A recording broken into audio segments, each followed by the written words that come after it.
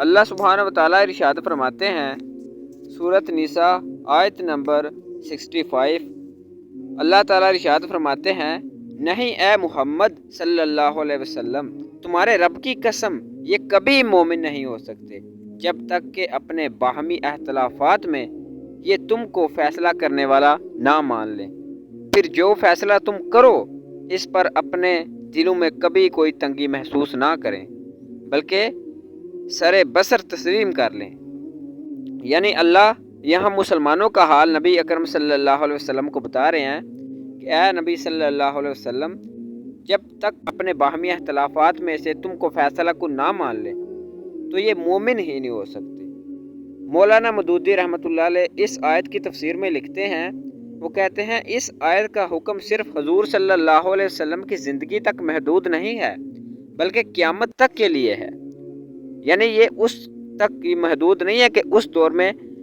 جو لوگ ہوتے تھے وہ فیصلہ نبی اکرم صلی اللہ علیہ وسلم سے کرواتے تھے، بلکہ یہ قیامت تک کے لیے ہے۔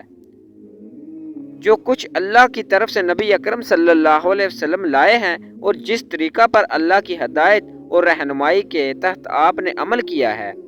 وہ ہمیشہ ہمیشہ کے لیے مسلمانوں کے درمیان فیصلہ کن سند ہے، اور اس سند کو ماننے یا نہ ماننے ہی پر آدمی کے مومن ہونے اور نہ ہونے کا فیصلہ ہے۔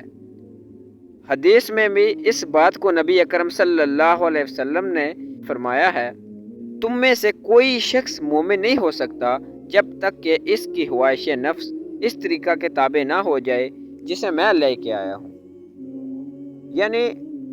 ہر قسم کا فیصلہ، بے شک وہ کوئی بھی فیصلہ ہو، کوئی قانون ہو، وہ مسلمان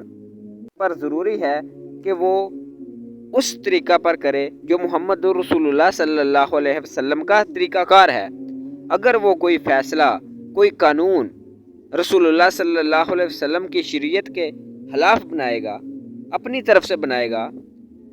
رسول اللہ کی پیروی نہیں کرے گا تو وہ مومن نہیں ہے، کیونکہ یہ فتویٰ قرآن کا ہے اور یہی فتویٰ محمد رسول اللہ صلی اللہ علیہ وسلم کا ہے۔ یعنی اس سے یہ ثابت ہوتا ہے ہمیں جو بھی فیصلہ کرنا ہے وہ اللہ کے رسول صلی اللہ علیہ وسلم کی شریعت کے مطابق ہی کرنا ہے، کیونکہ اللہ تعالیٰ نے ارشاد فرما دیا ہے کہ یہ اس وقت تک مومن ہی نہیں ہو سکتے۔ جو شخص دین اسلام میں داخل ہو جاتا ہے، لا الہ الا اللہ محمد الرسول اللہ کہہ لیتا ہے، تو اب وہ اپنی مرضی نہیں کر سکتا، اب وہ شریعت کا پابند ہے، اسے وہی بات ماننی ہوگی جو اللہ اور اس کے رسول نے فرمائی ہے۔ یعنی وہ اپنی مرضی نہیں کر سکتا، اپنی مرضی سے زندگی نہیں گزار سکتا، بلکہ اللہ اور اس کے رسول کے تابع اسے زندگی گزارنی ہوگی۔